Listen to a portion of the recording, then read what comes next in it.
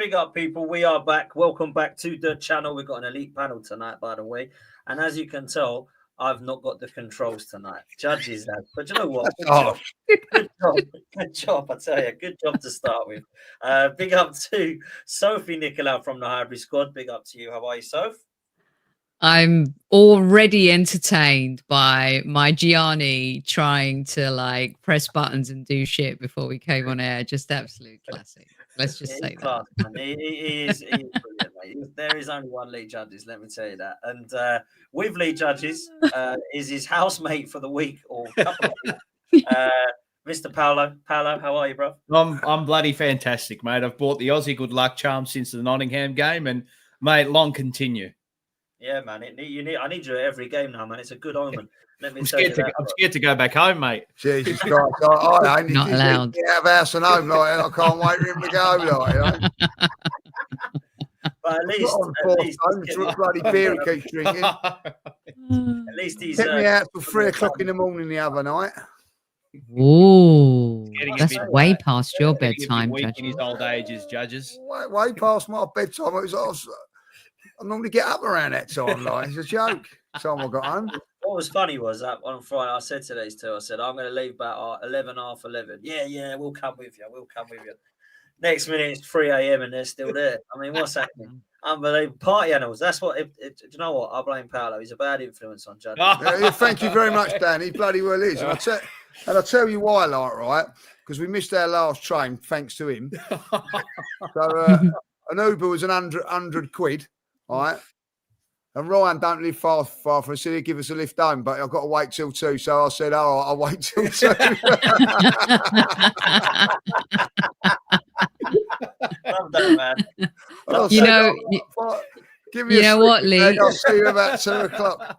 Lee and guys, I could see this becoming a UK version of a Castlemaine. Do you remember those old Castlemaine 4X commercials? Oh, yeah, an old school Castlemaine 4X in England. We were talking about that the other day, weren't we? Do you remember Castlemaine used to be in the 90s, I think it was. They was obviously sponsoring the cricket. It was all over England. You don't see it no more. Nah. You know what I mean? And as for that Foster's. Oh, it's garbage. Garbage. It's you know what I mean? Like, it's as bad as the beer at Arsenal. It's not. No. That is horrendous stuff. That Camden Hill, that takes you to hell. That's what I say. But listen, 2 of us didn't go to the game. 2 of us did go to the game. Myself and Sophie were not there, but I know that you, Lee and Paolo, you were both there. So we're going to start with you two because that stadium got emptied out again by the Gooners. And, you know, I was singing my Blowing Bubbles song to Lawless again. I'm forever seeing white seats. That's what it is. I'm forever seeing white seats in the stands. And they were, for whatever reason, I mean, this will make you laugh. Let me share you a funny story with this. I've just been on my channel, right? Big up to all of the boys on 12, man. And Lawless went, we weren't leaving. No, we were going to get a beer. They never go get a beer when they're winning 2-0, but when they're losing, they go get a beer. All of them. I think you might be right because he was hammered when I see him. Like he couldn't handle it. Like. I'll see him Friday night. Right, this is what he was like. Do you know what? I love Lawless, but he is one smug MFer, isn't he? Like, you know what I mean? Like mother effer, he is a one smug MFer. He's going, oh, nice little draw we get tomorrow. Like, you know what I mean? Like, you know. The only draw they got was when we kicked off at 0-0. And then when you see him afterwards, I said to you earlier on, check on him. Like, you know what I mean? There's rivers running around there and all that. Like, I don't know if he was thinking of jumping in there, like, you know. But I think he's all right. Well, you must have enjoyed it, Judge. Well, both of you. Judges, it was a performance after 36 minutes that I was very, very proud of. And then a moment of madness where they, I don't know if I'm going to say got back into the game, but certainly the scoreline would suggest that. But other than that, it was light work, wasn't it, mate? It was unbelievable. I honestly was thinking this is going to be 6 or 7, like, you know, deja vu. I'm disappointed that they scored. It was a good goal, but I felt we could have sorted that. The second goal was a great free kick. I ain't going to lie, but it should never have been a free kick. You know what I mean? Like, and who was the ref? Anthony Taylor, wasn't it? Yeah. He's right by that Declan Rice tackle. He's a superb tackle. He's 2 yards away from it. Just pathetic refereeing. But anyway, from that moment on, he gave us 2 penalties. So, it's all right. He gave us 2 penalties that were penalties. That's very kind of him. It sort of seems to be, that's all right, But no, listen, it was a fantastic performance. Well, apparently the Fabianski one, Lawless is crying about it, saying it ain't a penalty because he's got every right to go with the ball. You're not allowed to. You're not allowed to punch defenders in the head, though, are you? Let's be real. Well, I looked at the rules and I don't think you can, and then to try and get him to get up afterwards is, unbelievable. Listen, he don't know if it was a punch in the head or whatever, or he punched the ball because you're so bloody far away you can't see it. You know what I mean? So, I do feel sorry for West Ham. Not that we go there and pump them by lots of goals every time now, but. It is an awful place to watch football. I'm sorry. The atmosphere it wasn't great in the game, you sort of 2 sections of fans where, honestly, Dan, you've been there, haven't you? And anybody that ain't been there, you've got people fighting to get into the lower deck. You know what I mean? I call it a deck because it's like a ship in it, of some sort. It's like the Titanic right now. No, it's like the Titanic. If you got the golden ticket, which is for the first time in a couple of years, I've got in the lower. Everybody wants to get in the lower, and there's people fighting, trying to get in there. People coming up to you. Can I borrow your ticket so that you can? Because a couple of my mates want to come in. It's just so you do. You go, yeah, no worries. All of a sudden, the second half, there's about another 800 people there, where we all come from, But it's just not the greatest place to watch football. But in saying that, magnificent performance. I see Donna's in the house. I just want to know, did she cheer the 4th goal? That's what I want to know, Donna, did she cheer the 4th goal? Put that picture, anyway, hang it in the tape. It was a fantastic performance. Whenever Roberta scores, she probably said, it's a lucky goal. It was a lucky goal. I'll tell you what, if you ever seen that goal, I know we've all seen it and all that, but the touch from Odegaard, that it's just a 5 little ball that gets into Trossard, and then he could have walked that into the net. Very good. I'll get that coming up, actually. Can I show that? Yeah, show that one. We got this is Donna. How do we show that? Press it. Press the button. These two. Oh, Terry, what are you doing? Here we go. This is great. I'll get it up. There we go. Hey. Took him half out to do it, you know what I mean? So anyway, but some fantastic performance. Trossard's pass for that goal.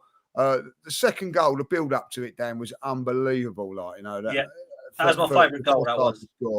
Fantastic, you know what I mean? So got a little super chat here as well. We've got super chat come up. We're talking about Lawless. Let's bring that in. Sadiq, big up Sadiq. Lawless post-match review looked like he was crying. He has actually now had a confession, though, people. He wants Lopetegui out. It's only taken him till December. Right? So he now wants him Moyes out about this time last year.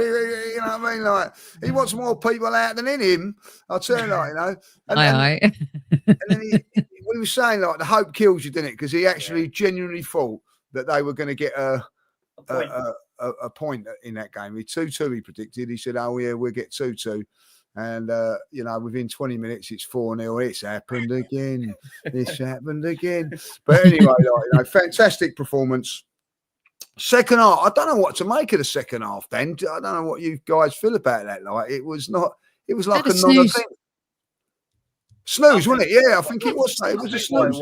If I'm honest, I think we cancelled each other out because we didn't really want to concede anymore because it would have got squeaky bum time, and West Ham definitely didn't want to concede more. So both teams just it was a bit meh, wasn't it? I mean, we had all the ball. What we'll say that it didn't look like we were going to concede, but the only time that we did look like we were going to was when Danny Ings put it wide at the end when Saliba and Raya messed up. That was literally the only time I think they had a chance, really, wasn't it? That was it. So.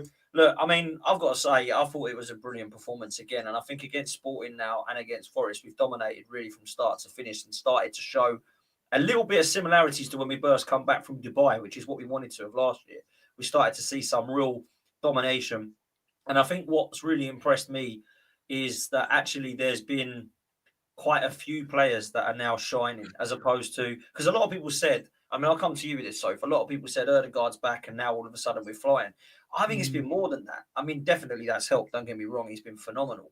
But I've started to see the whole of that right-hand side. The shackles have been taken off. I think the managers realised that we can't be just playing this one lump balls into the box type style. And I think that you and I did a show on the Hybrid Squad about what I wanted to see from Arsenal after the international break.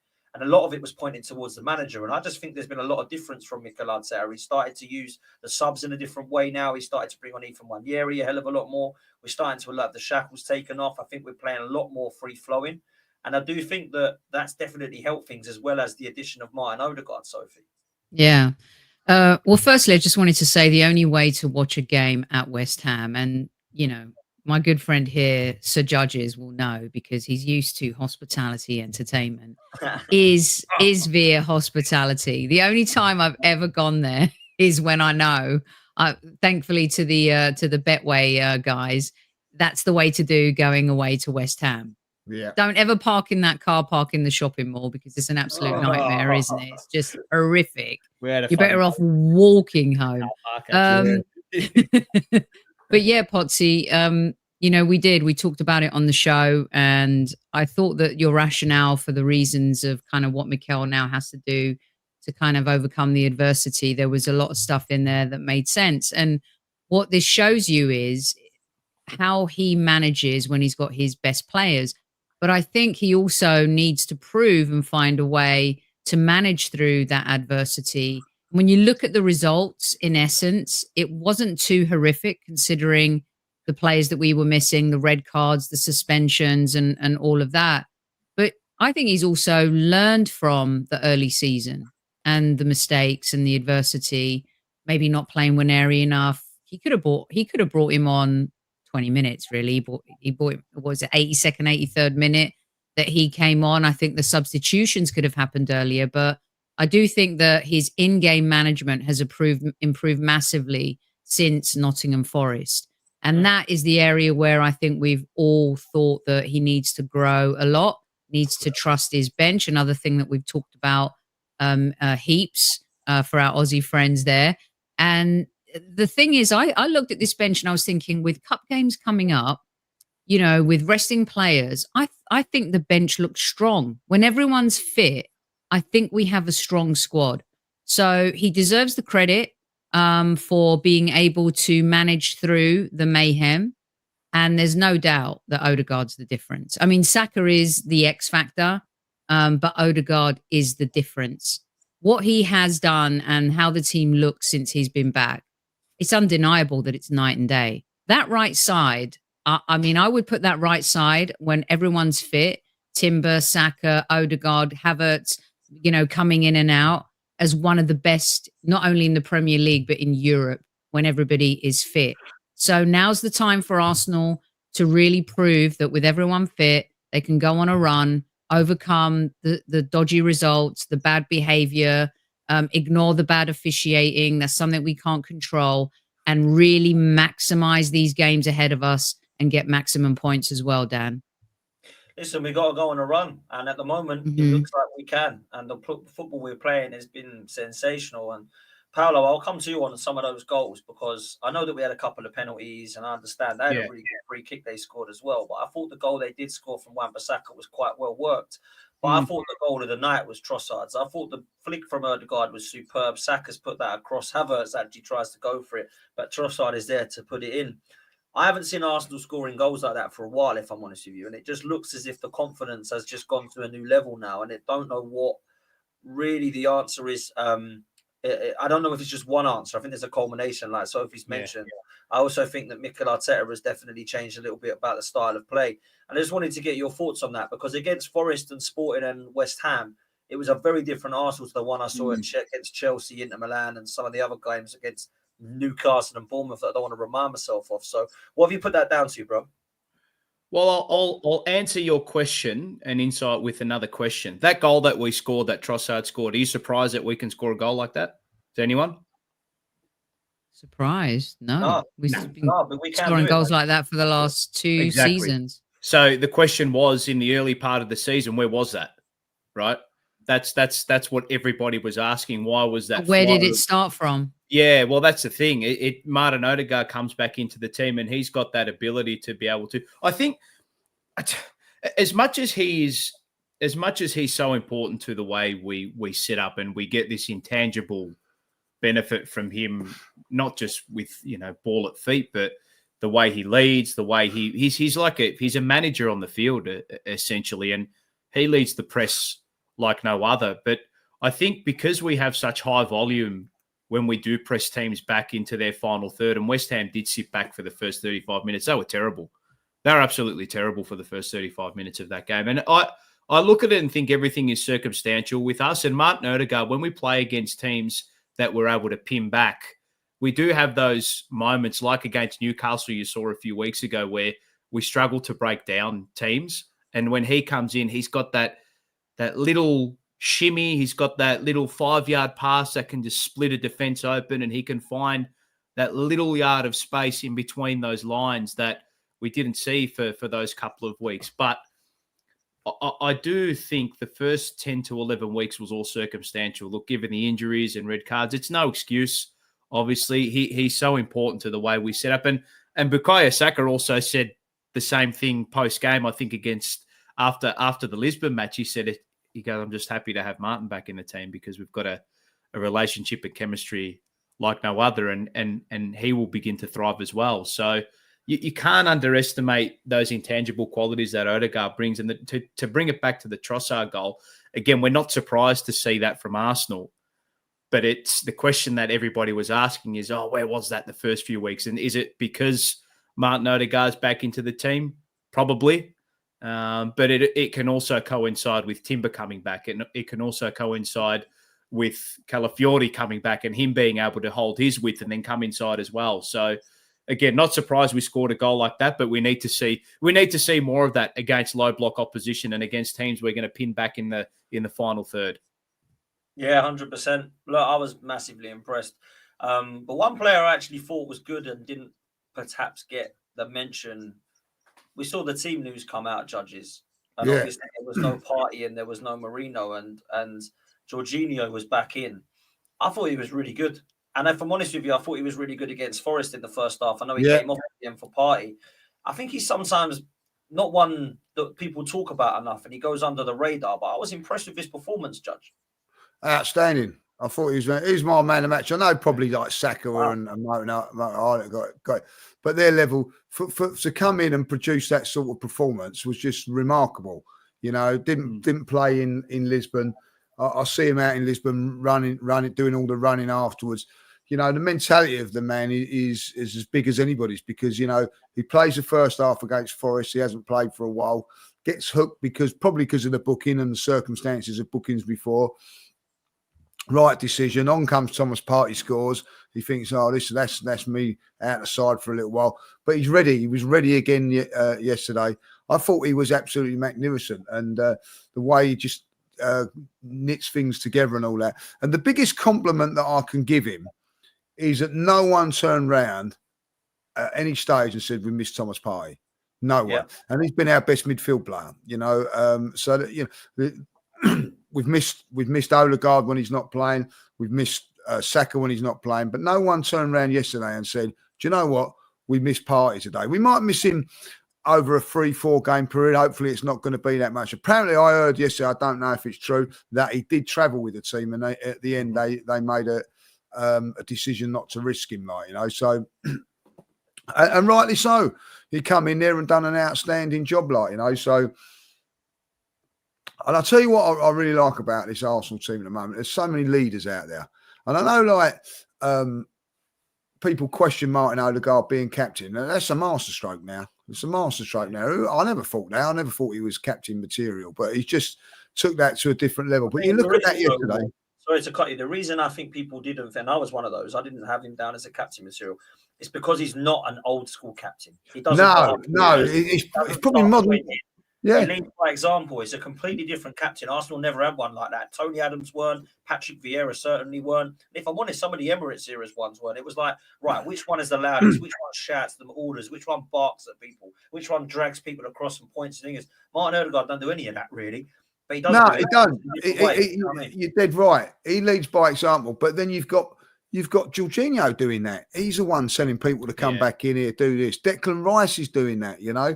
So there are leaders in there. Gabriel, I think, if you could say right, you know, name a team like of a captain, you would probably turn around and go, well, I'll tell you what. Saliba, I don't think could be one of those ones that leads by example. Definitely Gabriel. I think Timber would make a good captain, if I'll be honest. Certainly any of the midfield three. Up front, you've got Saka that could do it, you know. So they've all got there's lots of leaders in there, and I just think that that side of Jorginho I like. I think that he was really, really good yesterday, and I actually loved his performance because you just watch what he's doing, the interceptions and all that. And I'll tell you what I do like about him, and all, Dan, is that if there's a little foul going on there, he doesn't go running up to the referee and shouting and screaming. He just has a little word in his shell, like, you know what I mean? Just see that one there, like, you know what I mean? You feel like, yeah, he's like an irritating little rash, really, isn't he? Like, you know. But I didn't really appreciate how good he was when he was at Chelsea. That's no disrespectful when he was at Chelsea, but because you now see what he does and everything, I think he's been a very, very good signing for Arsenal. Very good signing. What do you mean, Lee? You didn't notice him in the Euro final against England, eh? You didn't notice him in that really. match? I didn't really look at him. What? If I'll be honest, I was really looking at him.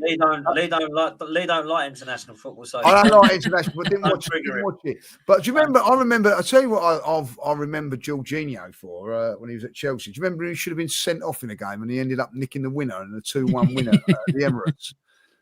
I kind of forgive him now. It's taken a while. Kind of forgive him now.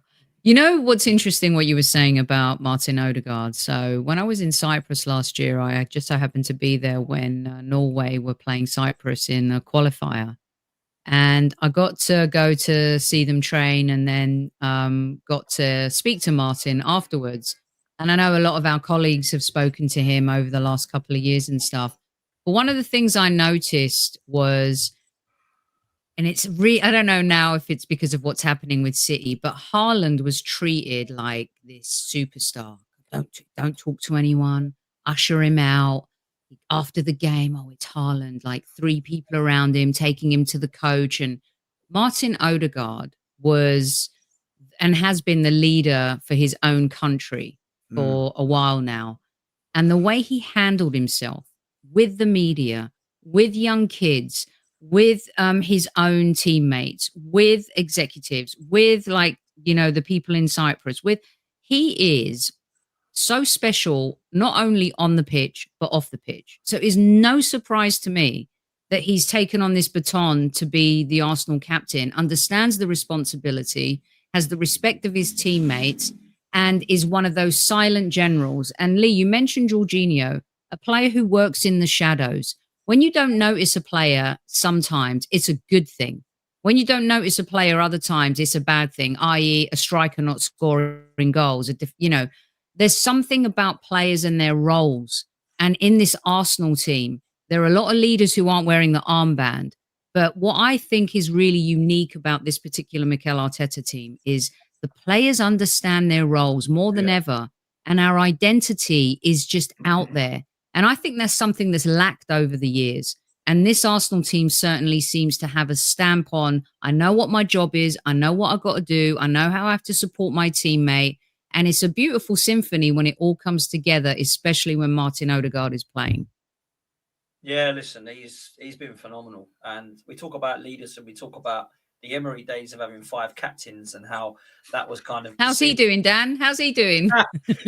Oh, mate, he's having a right nightmare, isn't he? Jesus. I got egg on my face a little bit there, just maybe from the early days, but go on. Yeah, second season syndrome with Unai Emery, isn't it? But yeah, I feel like the 5 captains back then, we didn't even have one that was good enough, let alone 5.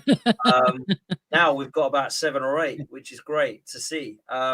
And I just feel like there's one that perhaps we haven't mentioned that I think could be a leader. And he is an absolute master from set pieces, mate. And it's Gabriel. He is a monster, this guy. And I saw right at the start him having a bit of a chat with the team. It's what we're going to do, people.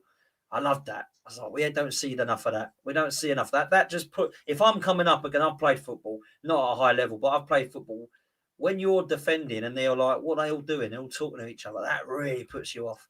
That's like, crikey, they've got something planned here.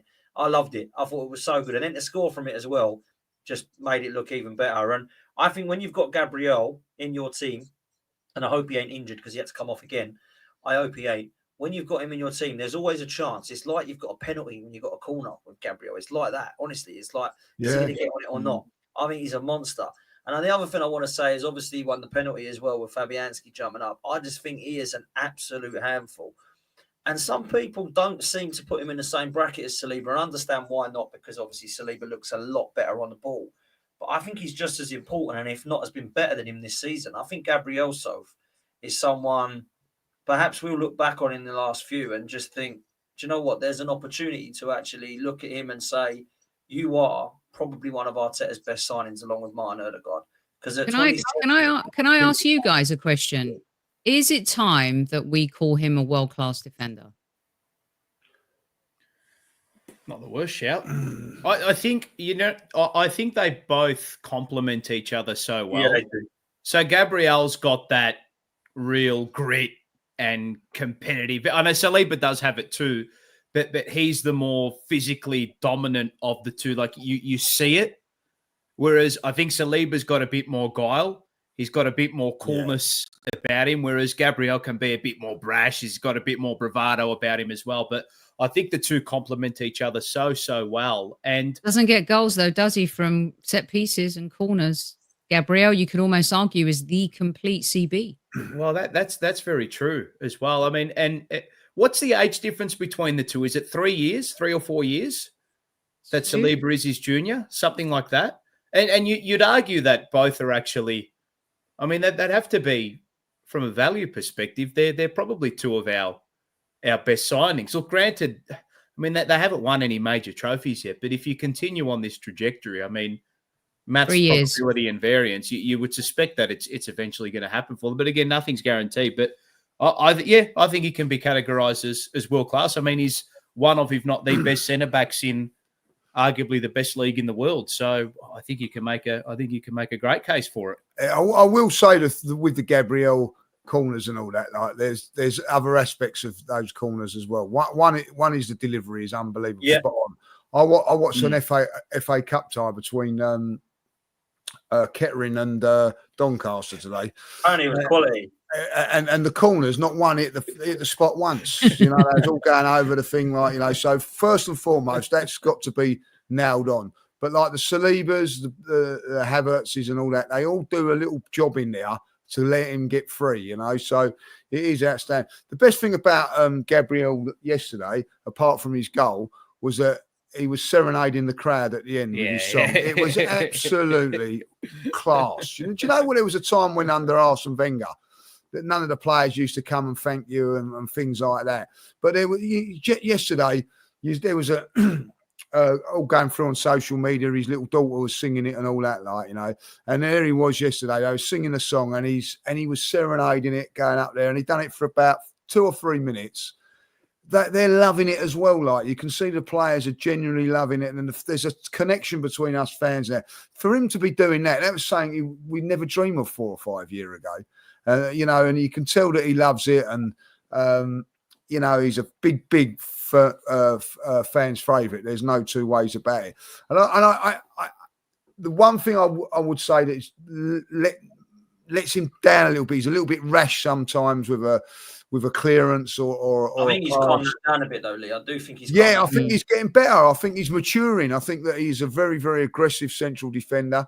And listen, if you're a forward, you wouldn't want to play against him. You wouldn't want to play against a pair of them, like, you know, like they're aggressive, they're physical, they're quick. He's no slouch, by the way, Gabriel. He's not one of these slow central defenders. He's a big lad, but he can move about, and he's a beast. He's an absolute beast. I'll say this: if he isn't world class, because I don't like the word world class, but I'm not going to go into it again because no one can tell me what it is. No one tells me what the definition of it is. So, and I've tried about 4 years now. No one can tell me it. So, if he isn't world class, or if he is, what would make him world class? Whatever that means. I think that the fact that he gets goals from set pieces sets him apart And I see some folks in chat talking about Van Dijk. No one's arguing that Van Dijk isn't world class. He's been one of the best defenders, if not the best centre back in the world for the last few years. All right, guys. More than one defender can be world class in world football. Just calm down.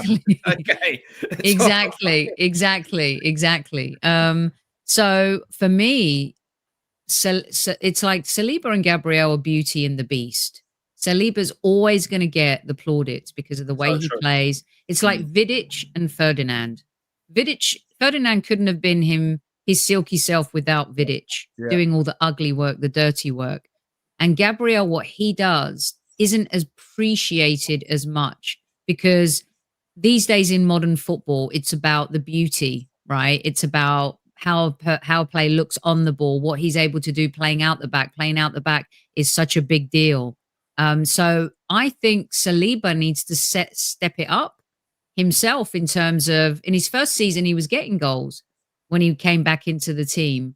So Gabriel, for me, I'm not saying he's a better player, but right now he's added something to his game that elevates, his rating, if you like. And if you take away Gabriel's goals from set pieces, think about that for a little bit. Think about what that means for our results, and not only this season but last season as well. So for me, he cranks it up a notch. I will say this though. And I think it might have been a Liverpool fan in a chat that was saying about Canate and Van Dijk. That we are conceding too many goals for them to be like considered the best at this moment in time. I'm just saying it's them, but we are like, there's the Liverpool today.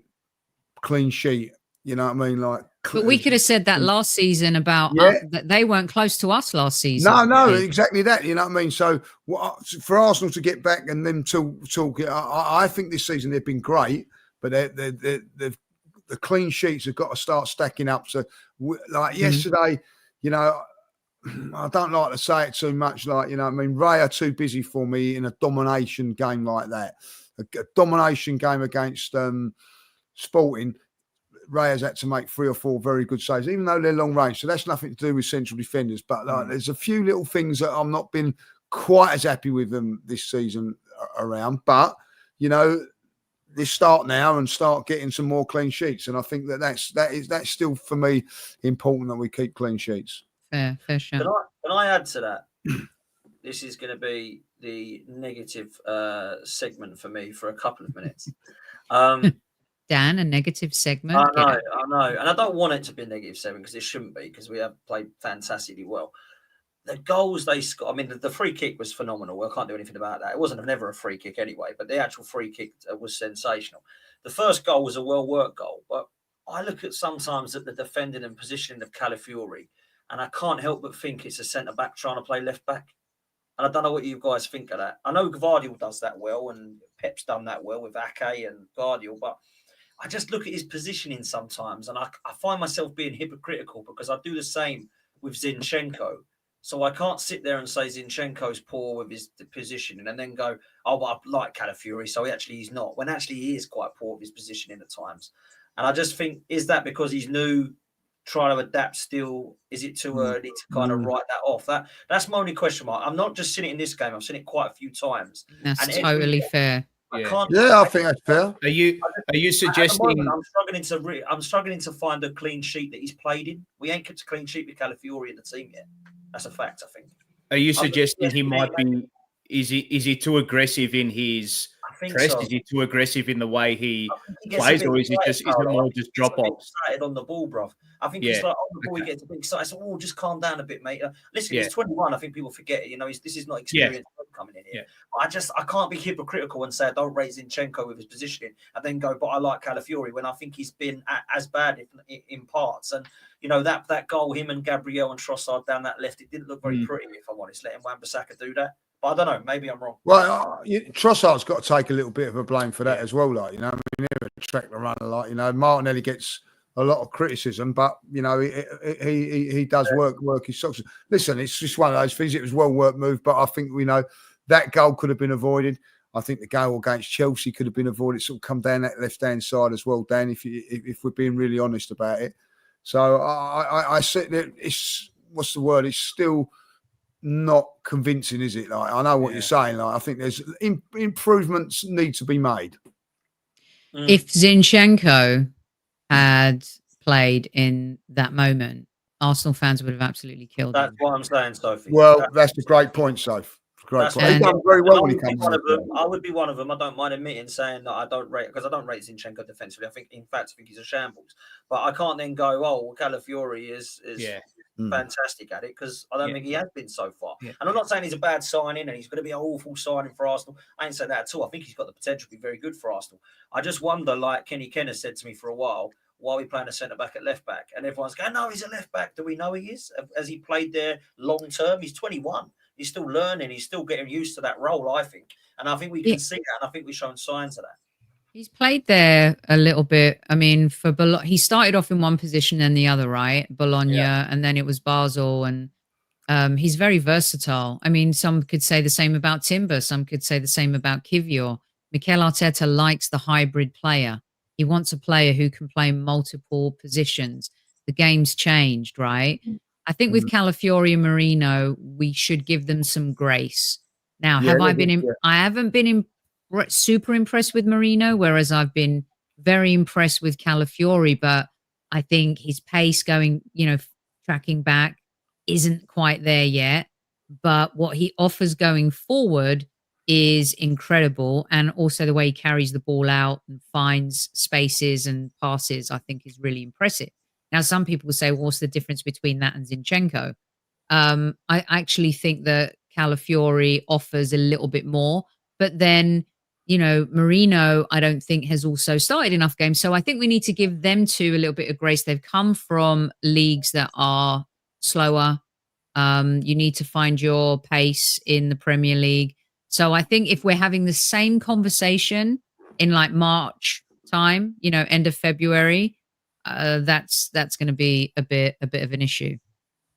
Before we come to today's result, because we have to look at that as well for what that means. We're talking Spurs, are we, Dan? Or well, we're talking a few results, that's for sure, because we're definitely going to mention a few of them. But I wanted to come to you, and I'll come to both of you, Lee and Paolo, on this, because I do feel there's an opportunity here to keep this run going. I think we have to, but I think there's actually an opportunity for us too as well. Not just the way that we're playing, but actually the fixtures that are coming up. We don't leave London now until late January. We go to Brighton and Wolves, which isn't exactly a trek from London, right? So we've got a couple of hours journey down there. The fact we don't have to travel means one thing. We don't have any more excuses to give. None of this, we're going away here, then we've got to go up there, then we're flying out to so-and-so trip. We go to Girona, which by then, I hope we will be through. As long as we beat Monaco and Zagreb, we've really got to really do terribly not to get through this top 8 if we beat both of those, in my opinion, right? So it's only really the fly out to Girona in Spain. And that's in Spain. It's not like we're going over to God knows where. I think we've got a great opportunity. Now, we're playing teams that I think we should on paper beat, but it's never on paper. We've got Manchester United at home next. We've got Ipswich in a run, Brentford at home in a run, Everton in a run. We go away to Fulham. We go away to Palace. I've got to say it, boys, I think we should be winning the majority of those games, if not all of them. But do you think, and I know that I don't like to do this, we should only concentrate on one at a time, and I get that's probably the answer, but looking ahead, because we do now need to, because we put ourselves in a bit of a mess, are you expecting to see us continue this winning run against those teams? 100%. Absolutely. Well, we've been discussing this. Saying this today, yeah. And I reckon I've been like a bloody parrot and a broken record the last week or two, that from now until January 6th, until that Brighton and Hove Albion away game leading into the North London derby at the Emirates, I mean, if we're serious and if we're fair dinkum, we should be winning all those games, really.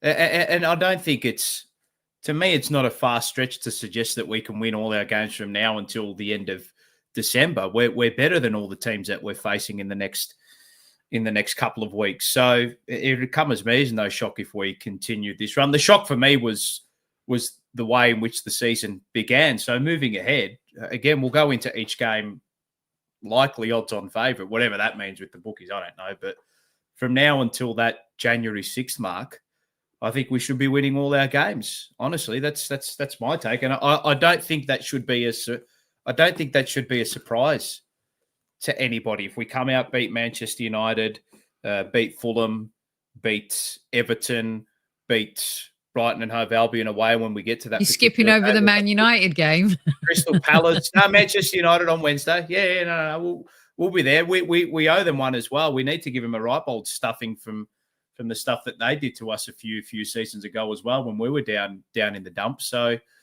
look, again, how can we predict what's going to happen in this league? I mean, the further out you go, the more errors start to extrapolate. So, we all try to predict things to massage our egos and say, oh, I was right. I said we'd win the league, or I told you we'd lose it. And I told you he's not good enough and he's not a good enough manager. And I told you Liverpool would do it in their first season under Arne Slot. And it's just, we don't know what's going to happen in 2 weeks' time, let alone what's going to happen in 6 months' time. And look, it's not to absolve Arsenal of winning titles or winning leagues or winning trophies. It's not about that. It's no one can know what's going to happen in 6 months. I mean, these managers and management and players at the club and scouts and all these people we have in the policymakers at the club, they've got predictions that go out for the next decade, but they're not always going to get it right. So, I mean, how many leagues have Liverpool won? Right? I know, not to harp on about it. They've won one league under Jurgen Klopp, but they're competing and they're back up there again. So it's not easy. It's not easy, but I do expect us to go on a run from now until the start of January, and it won't surprise me. It will not surprise me. Listen, if Arsenal hit the form that they are, Dan, they should win every games because they're better. Yeah, that's how I look at it. Like we're I'm not. I predicted a very, very tough game against West Ham, but they blew them away. Arsenal are capable of doing that if their attitude's right and things sit into place and everything like that. Listen, playing Man United, it's going to be a tough game, but I'd expect Arsenal to come through that because they're at home. I think Fulham is a difficult game. I think Fulham's going to be tough for us because of Smith Rowe going there. I know Nelson can't play in that game, but you've got Iwobi there, you've got Leno there. They'll all be trying to prove things and things like that. So that'd be tough. It's great that we're not doing a lot of travelling, but they are London derbies. They're difficult. Crystal Palace is never a nice place to go. Yeah. But if you're going to win leagues, you've got to go there and win those games. It's as simple as that. And Arsenal put themselves in a position because of what's happening in the first 11 games or whatever, that they've got to go on a run now, Dan. There's no excuse, no excuses. If you're looking at Manchester City today, and everybody's saying that Manchester City are out of winning the league, and this is Manchester City we're talking. They're only 2 points behind us. So if that just shows you how it is. What we've got to do is go on a run now, and if you can't beat Man United at home, Fulham away, Everton at home, Crystal Palace away, don't deserve to win the league, and then Ipswich at home. Yep. You don't deserve to win the league. Let's be honest. They're the games. They're the games that you have to win, bread and butter games to win the league. And people will say, "Oh, Man United."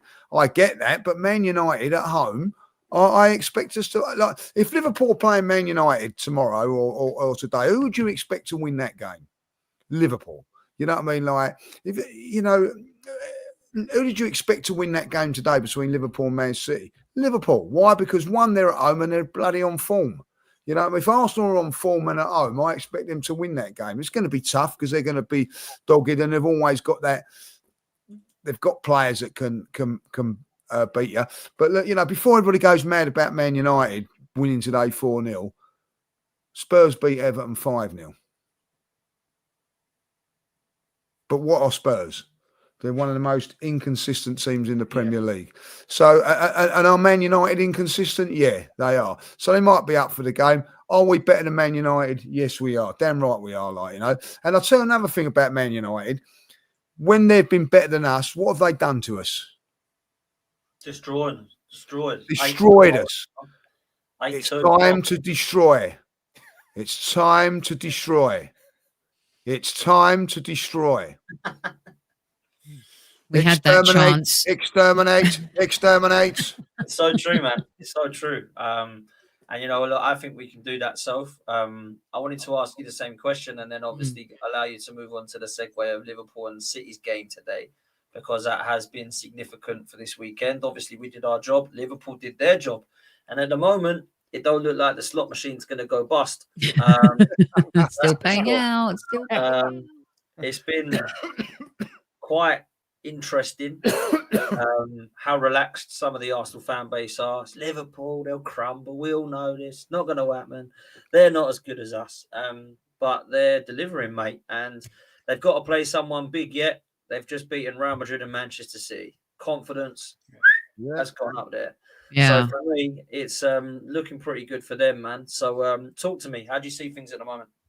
Well, firstly, I agree with the boys on their analysis of the upcoming games. You got to win those, and they're all winnable. And the difference between Liverpool and Manchester City and Arsenal is Manchester City and Arsenal are facing and have faced their adversity early on in the season.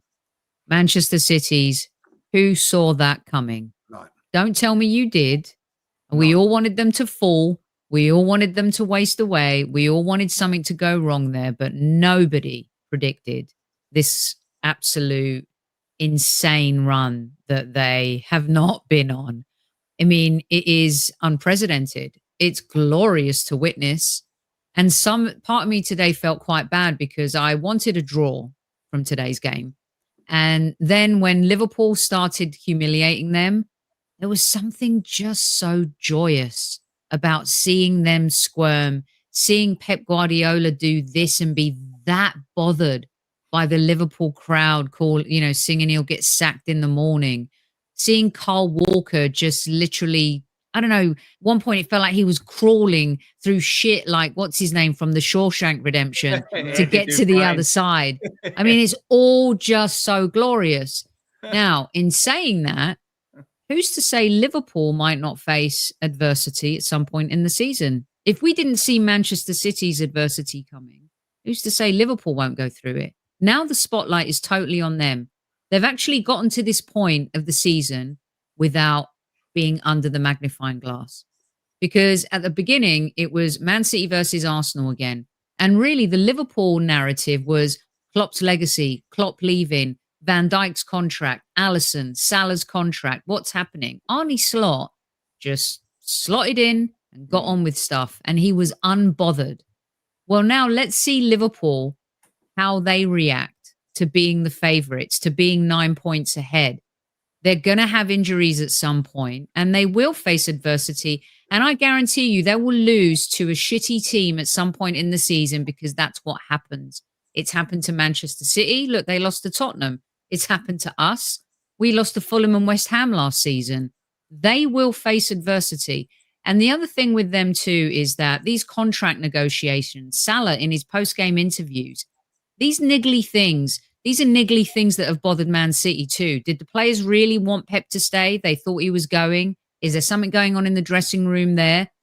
There's an opportunity for us. It's like a Formula One race almost, where there's a driver and he's out front, and then there's the most amazing takeover that happens. And it's just like so exciting. I think Arsenal just need to focus on themselves, get the results, because they can't control what's happening ahead of them. But in Liverpool's case, remember last season, correct me if I'm wrong, guys, were they not like 8 points clear at one point? And people didn't want to say they crumbled or they failed because it was Klopp's last season. Who's to say that can't happen again? No, listen, another thing I've got to say, Sophie. Listen, I'm going to say it now. Big admiration of Liverpool's performance today. I thought they was outstanding. Great. Brilliant today. And they're a very, very good team. They've got class players all around. They had these class players last season. I thought Van Dijk was standout today. You know what I mean? Like, they've got a goalkeeper that's come in. They've not missed Alisson one iota. They've lost Konate today, when we had Saliba out, they've just Gomez has come in and done fantastically well. I will say this though, if you could pick three games to play, Arsenal, Real Madrid, and Manchester City, what games would they be? Well, I'll tell you what, I pick Arsenal away when they've got no defence and like half their team missing. Like, yeah, I'd also like to take on the European champions with half their team, and I like to take on Manchester City when they're in the mud. Like, you know, so sometimes in football, and I'm not knocking when you say that, you earn your own luck. Sometimes that's it. It's going for them at the moment. They've, you know, key players, and you know, they've had their injuries. Everybody has their injuries. You know.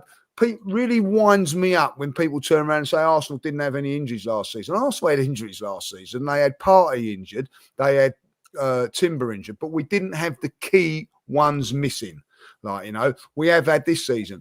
They've had injuries this season. But I'll tell you what, take out Van Dijk, take out Salah, take out Trent, and see how they get on. You know what I mean? Like, and that's how I see it at the moment. But at this moment in time, they've doing very, very well. I was so impressed with Liverpool today. I thought if they'd have won 5 or 6-0 today, like, yeah, I don't think that would have been unfair. I think that was how much, you know, I think 2-0 was disappointing for them, really. I honestly say that, like, you know. But, so one-sided. Yeah. Manchester City is so, look, as well as we were phenomenal in the first 35 minutes, but it's really weird because you can only play who's in front of you. And I don't know what you guys think about this, but a lot of people question Man United. They still had to go out there and beat Everton like 4-0 or whatever.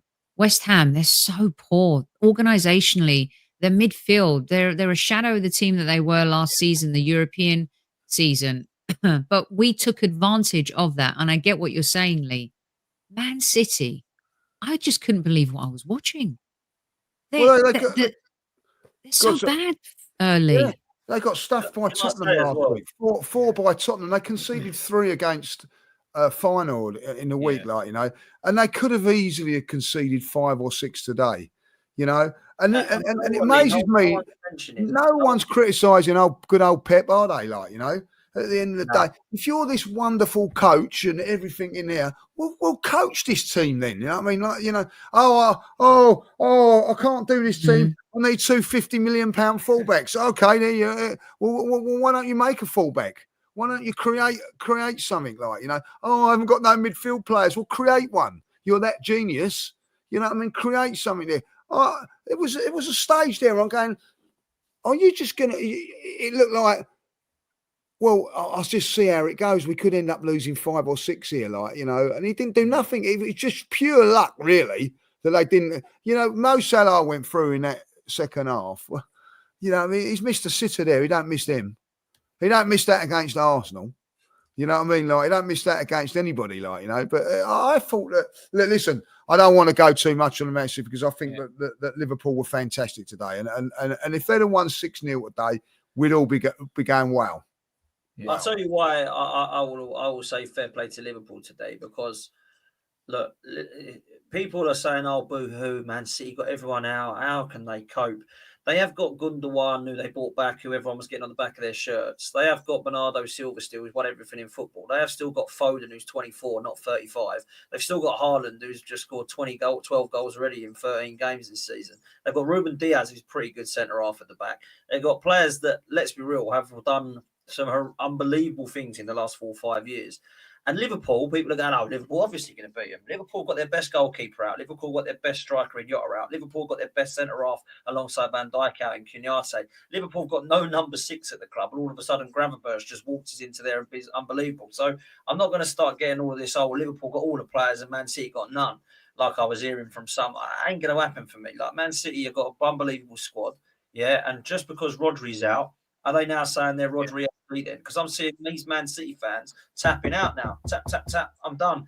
Pep Guardiola, I'm done. I've won 6, and that's all I'm going to win now this year. So see you later. That's what I saw him do at the end of the game. He's let himself down the last 2 games, Dan. You know, he's used his face as a scratch card, right? Like, you know what I mean? Like, is that why Ederson was benched, do you think, Lee? Huh? Is that why Ederson was benched, do you think? Well, I don't know, like, you know what I mean? And then he's going around doing 6 like that today. I'm sorry, like, you know what I mean? This is, I never see Alex Ferguson doing that. Do you reckon? And as I said, I didn't see Mourinho doing that. Do you reckon both games, and I took this out of it, that both games that Arsenal and Liverpool played this weekend said more about their opposition than it said about Arsenal and Liverpool, I thought, because I think Liverpool was, I say, expected to win today given City's form, and Arsenal were expected to win yesterday, and both opposition. I mean, I think it said more about them than it said about the two teams up the top of the table at the minute. It's an interesting point. Yeah. It's all I know is that if Pep was managing Chelsea, he'd be out of a job today. He's got credits in the bank at City, though. That's probably the only thing. And look, I'm not saying he deserved. I'm just saying culture-wise. Mikel Arteta very lucky to be at Arsenal early on. Yeah, otherwise, 100%. any other club, he's losing his job. Was he going six because he had 6 losses in a row? Is that what you meant? Well, I'll tell you what. Many managers lost their job with that record. Yeah, of course they have. Many managers. Ancelotti got fired in the stairwell at Goodison Park after winning the double. Was it for Chelsea? Yeah. Win the double? Yeah. I think so. Did he win the double at Chelsea or just the league? Anyway, he got fired in the stairwell after winning. You know, it's so funny how people look and perceive things, right? Because Pep has earned all of the coupons to hold on to his job, to dictate when he leaves. But also at the same time, is that a healthy thing? Like if there is something going on there, is it a healthy thing?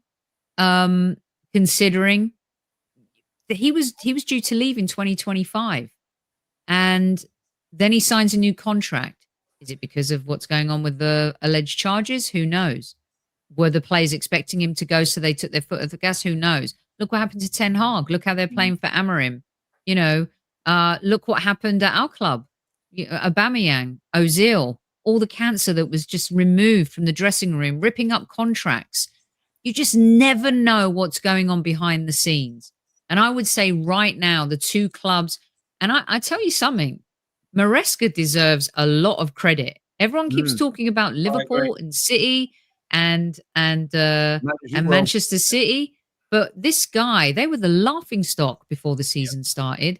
And I tell you, he's got me a little bit worried because he seems to know what he's doing. I'll tell you what, the three clubs at the top of the league at the moment, there's one word that you can almost see out on the field and off the field as well with all three, Liverpool, Arsenal and Chelsea, stability.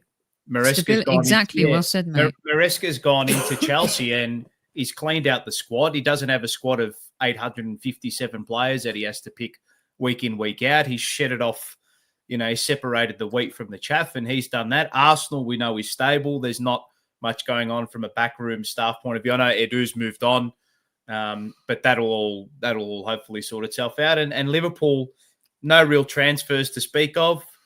The transition from Klopp into Slot was very, very smooth, and they're on top of the league, and they're the three best teams in it at the moment. I don't think it comes as much of a shock. Probably Chelsea's start to the season, I think, has surprised a few, but they have quality in that team. The owner spent over $1 billion on the squad. What does it all mean for Arsenal? I think from our point of view, I don't think anybody 3 or 4 years ago would have said, "Oh, you're going to be contending with Manchester City, Liverpool. You're going to be contending for titles." And here we are. Nothing's guaranteed for us, but we just got to keep chipping away. Just keep chipping away. Who knows? I don't know. Arteta might not be the man. We don't know. No one knows at the moment. He's got us to a point. Can he get us over the line in Premier League and Champions League? We don't know because he hasn't done it yet. Whereas you look at Liverpool, their players have been able to do it. You look at Manchester City, their players and manager have been able to do it. We haven't proven anything yet. All we have proven is that we can compete. And we will compete if the status quo remains. We'll compete for the next 5, 6, 7 years because we've got a good nucleus. They're young, they're ambitious, they're very, very talented. They've got a high work rate, and you've got to keep that nucleus of players around for a long time. Look at Liverpool now. Trent Alexander-Arnold's been there for 6, 7 seasons. Mo Salah's been there for years. Virgil van Dijk has been there for years. Alisson has been there for years. Andy Robertson has been there for years. They've got a few homegrown in there as well who know the system and know the culture and know the club, right? They've kept that stable nucleus together and they're still there. They're on top of the table at the moment. That's what, if Arsenal goes out and blows everything up, we're just going to go back to square one. You can't do it that way. It doesn't work. Pep is the same with Manchester City. They've been up there for years and years, and naturally, it's just human evolution. You know the difference between us and them. You drop. You know, and I will say this, for the same year Leicester won the league, when Tottenham and Arsenal should have won it, either one of those clubs. And the last 2 seasons, we could have been Premier League champions. The improbable season, fine. You weren't expecting to be there. But the difference is mental. Yeah. What is going to lose and win Arsenal trophies is we got the talent. We can beat anyone on any given day if we adapt ourselves and we execute our tactics properly.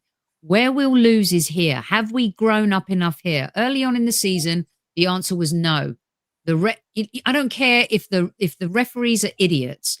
If you know they're idiots, be careful how you behave. Trossard, don't kick the ball away. Salah, don't make that Saliba, don't make that tackle. That's where we're going to win and lose the league. Have we got it here? And after 2 seasons of competing, in the third, you would hope that we've got it here. Yeah. It's mind over matter, isn't it? Yeah. My mind over matter. That's Always. what cost. That's what. Yeah. Look what when Danny when the header went in, Ozil to Welbeck, we thought we'd won the league that season. And then what? And then what happened? Look at Tottenham at Chelsea, the Tottenham Chelsea game. That Leicester win the league. You know, the mental is everything. You know, mental. You know that game, Soph, Leicester, that was a last-minute goal, wasn't it? That they conceded. They never lost another game after that. They did not. Mental health, mental strength was unreal, and that's what Arsenal got to do now. You know, they've got to the mentality side of it has got to be there. They've got to go on a run now and win a lot of games of football, a lot of games. And I tell you what, Arsenal can go on and win their next 10 games. If Liverpool win their next 10 games, you got to say fair play to them. Fair play to them, like, you know. And I'm in the camp of this. Oh, if Liverpool win it, it's embarrassing for Arsenal, is it? Not really. They've been up there for the last 3. They was up there last season. They've got good players. You know what I mean? They've always been there. And I just think with Klopp, they've just on that though, Lee. The reason people will say it is okay. So we got to ask ourselves this question: Liverpool win the league. Let's just say Liverpool win the league. If you think the Liverpool side is much better than Arsenal's, and Arne Slot puts Arteta in the water, dead in the water, then cool. Like that's fine. That's not embarrassing. But because I've heard a lot of Arsenal fans go, "Oh, it's not embarrassing if Liverpool win the league," which I don't think it is, by the way, because I think they're top side. But if our squad is as good, if not better than theirs, and Mikel Arteta is 5 years into a project better than Arne Slot, I can see why people are going to get the ump with that. Because Dan, you can't. Dan, look at what he's inherited. Look what Arteta and you. I was transparent again for anyone who's hearing me talk for the first time. I was not a fan of Mikel Arteta, at least for his first 18 months, almost 2, right? And I felt like even the FA Cup, he won that with Emery's team. And he's failed in the Cup since then. However, we were broken. We were finished. We had no winning culture. We had no culture. But hold on one second. Arne Slot has inherited. Paolo said it right. Look what he's inherited. He's inherited, 4 world-class players. He's walked into a totally... Look what they've got up front. Gakpo, Diaz, Darwin, Salah, Jota. So it's a better squad than us then. So we can't finish 100%. Listen, right now, 100. I think, especially up front with those 5 options that they have, and even their midfield, I would say is comparable with ours. Maybe Odegaard, you would say, is the unique player, but he inherited a championship-winning team. There's no denying that. I mean, maybe I'm crazy, but he walked into a situation where he's got a ready-made team. You see in sports sometimes, manager leaves, someone comes in, they win a title. Roberto Di Matteo won a European trophy. That team was ready-made. You know, sometimes it's about the character of the manager and tweaking things a little bit or their personality that G's them up. Yeah. There's no doubt in my mind. I don't think you can compare Mikel and Arne in terms of what he walked into and what Mikel walked into. I agree with that. I totally agree with that. I'm not definitely not doing that. What I will do though is I will say that last year it wasn't Arteta. Pep was too good. Now Pep's not good. It's not Arteta. It's Slot's too good. Well, no one's saying that. No, I'm not saying that. I'm not saying that. They was in the title race last season, Liverpool. People forget that. They was in the title race last season and they blew it. They blew it, but no one wants to say that. Like, they blew it last season. They was when they went to come to the Emirates, they could have gone 8 points clear of us. They didn't. But there's a team that's won things. If you ever look at all of that team and you know, and Slot as well, he's won things. You know what I mean? Like that's the difference at the moment. There's a lot more winners in their team than ours. And we've got to still get ourselves over the line. As well. Their managers have won more than Arteta. Yeah, it's true. So it's they've got a better squad and a better manager, and it's like. Well, I don't think they've got a better. I don't think they've got a better squad than us. I don't think they've got a better team. They might have a better squad than us. They've got a better team than us. It's just at this moment in time, we've had some very, very difficult games. It happens. It happens. Let's see where we are at Christmas. Let's see where we are at Christmas and see how it is. And if they're still up there, you have to give them credit. Exactly. I'd rather say to them, like, you know, give Liverpool credit for what they've done. I think Slot, you know, he's got a midfield. They've been crying out for a holding midfield player for 3 years now, right? He's been there all the time. I thought he was outstanding in there today. So good, man. So good. So, you know, so at the end of the day, it's a different pair of eyes on it and says, you know what, I can transform this player. In I thought he was superb today. He got a booking early on and he's still, so you have to give a little bit of credit to the manager. He's not gone in there and changed too much and everything like that. And he's managing better than Arteta right now. He's managing better than Arteta right now. 100% he has. Right. You know what I mean? He has done. And also he hasn't had diabolical sending offs like Arsenal have had. There was more injuries other than Trent. There was a bad tackle today. I think it was it Gapco on Foden. I've seen players get sent off for that. Yeah, didn't even go into VAR. He got a yellow card. So like sometimes it's all a little bit like that. Like, but there's no excuses at the end of the day. Liverpool at this moment in time are better than us. And the manager's doing better than us. And that's a fact. And what we've got to do is we've left ourselves behind. Listen, we've left ourselves needing snookers, right? But I've seen snooker players come back and win games from snookers. So it's not done and dusted yet, like, you know, but we're in a difficult position. We can't argue that. You know what would have done and dusted this conversation is that game at the Emirates. We should have beaten them. Yeah, that's the mental I'm talking about. The Slot Arteta conversation kind of kicked in even more so after that. And you saw what happened to us. We lost Gabriel, right? He went off. Kivior and Skelly came on, did they? And that's when we got done for the second goal, right? Yeah. They haven't had to face that yet. And maybe they won't. But that game, we had the opportunities to finish them off before it even got to that stage. That's the fine margins Arsenal have to improve on. And that's down to Mikel Arteta to make that happen. And listen, I'm going to say this now, Dan, and I'll say that now. At this moment in time, Arsenal are where we are because of Mikel Arteta. And I'll tell you why that is, because he didn't manage the Odegaard situation. He didn't. You know what I mean? It wasn't working, and he persisted on it. And it cost us. He should have put in 1 year, 2 or 3 games before that he should have done that, you know. And that is his mistake. I think as well, I will say this. I think Liverpool could I know people are expecting Liverpool to go on this crumble at some point in the season. I think that will happen if they get an injury. If they don't get a big injury to a Van Dijk, Salah, like we've had to a Odegaard and they've had to a Rodri, I don't see them losing the 4 games we need them to. Yeah. That's what I'm just going to say. And us winning, I mean, we've got to go and win 20 games in a row. They've got to win that 20 games, somehow lose 4 games or 3 games, isn't it, really, if you've got goal difference. Or draw a lot. Or draw loads. Yeah, exactly. So that's where we're at. Look, if we get to March and we're 4 points behind them, cool. Like, let's talk. If we get to March and we're 9, we're starting to run out a bit of time. That's what I will say. Fine margins, Dan. Fine margins. Like letting that. Goes back to my comment about mental. Letting that goal in, letting Liverpool get back in the game. They get a point. Man City at the Etihad. These are the moments. Yeah. Can Arsenal handle all of that? You know, It's a great point, man. It's a great point, mate. And I think, like, look, I'll be real as well. It isn't just the Premier League we're playing for here. Like, I look at the other three trophies. I look at the domestic trophies. I look at the Champions League, and like people might think this is defeatist, but the one I wanted to was not the Premier League this season anyway. I mean, of course I would have taken it, right?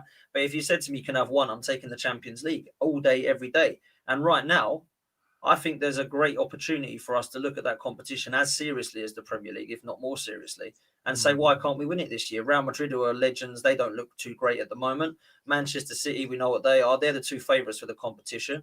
If I'm honest with you, Liverpool are probably the ones I wouldn't want to draw right now in Europe, right? So along with Inter Milan and Liverpool, I think Arsenal at the moment have got a great chance. People would not want to draw Arsenal in that competition. Let's just say how it is. There's nobody drawing Arsenal going, oh, thank God for that. That's a nice breeze. Get through them. No, we're playing well, man. So maybe this is the year we go and do the unthinkable in Europe, mate. You never know. And people will laugh at you when you say about that, Dan. But the best teams don't win the Champions League, not all the time. It's true. You know what I mean? It's a cup competition. You know what I mean? So, you know, we'll have to wait and see. For me, listen.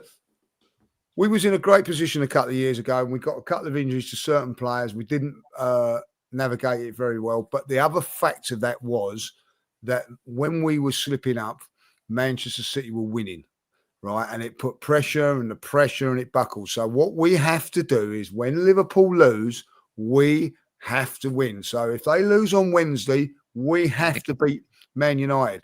If they win on Wednesday, we have to keep winning, like, you know. And all of a sudden, if they do lose one and then draw one, and we win, we start putting pressure on, and that's all you can do. Like, and if let's see if they buckle. At the moment, you know, there's no pressure on them at the moment because they've got that gap, and deservedly they've opened up that gap. But when they might have a couple of draws, they could draw their next two games. That's 4 points dropped. If we win them, all of a sudden, we can't afford to slip up. Arsenal are on our that's the pressure we've got to put on them. It's no good like us not going at Man United and having a stinker and not getting the result, missing chances and whatever. That was one good thing about yesterday. We're very ruthless on our chances yesterday. We've got to be ruthless again. And again and again and put pressure. The reason Arsenal folded in that first season was because City put the pressure on. Yeah. And that's what we have to do now, put the pressure on. We don't like being the hunted. We like being the hunter. Oh, that's it. I love it. Just before we close, I just got one last question quickly. Are Man City out of it now? No. 11 points. Yeah, you're going to say yes. I think they are, you know. The way they're playing, I can't see this being coming 15 or 16 points pretty quickly. Who they got next game? They look they have bridged gaps and closed margins season after season after season, but not playing like this. We've never seen them play like this. They got Forest at home next game. Ever. Forest, then Palace, then Manchester Derby, then Villa Park, then Everton. If they don't beat Forest, then they're doomed. Well, they're doomed. The whole 115 charges hearing is going to be determined next month, isn't it? Is that the whole? That's going to be. So, yeah, they're going to try. And so is all of that? Is it coincidence that because that has been announced? Has that coincided with the form slipping off? Is that weighing on the back? I don't know. That's what Sophie's saying. Maybe there's something we don't know about. Something. I think my take on it is I don't think Man City will make the move on Pep. I think he will resign. That's how I think it will end between the two parties. I think he will end up resigning. I know he signed a year extension, but I think he'll have the say on his own tenure at Manchester City. Is his ego too big? Is it too big to walk away from this moment? I think his ego is too big to walk away from it. Maybe. Right now. Maybe. But if anyone, listen, he is a cunny. No, sorry, he's a son of a bitch who can find. Listen, he'll drop those players and bring in academy players, or he'll do whatever it takes to prove I can get out of this mess. I'm not just a £1 billion like transfer guy manager. I can manage out of a mess and watch my space. He's the kind of manager that can. You know what his problem is? He can't swallow his own ego. Why aren't you starting De Bruyne? Why are you still playing Kyle Walker? His problem is his ego. Our problem is mental. Pep's problem is his ego, and he cannot. Great, isn't it? Cannot. Yep. And that destroys men, ego, I tell you. Yeah, Grealish is another one. Should be playing. It's tough not to have it when you've won 4 in a row. Tough it. Yeah, no, he's deserved the ego, but what I'm saying is when it's like a gambler, right?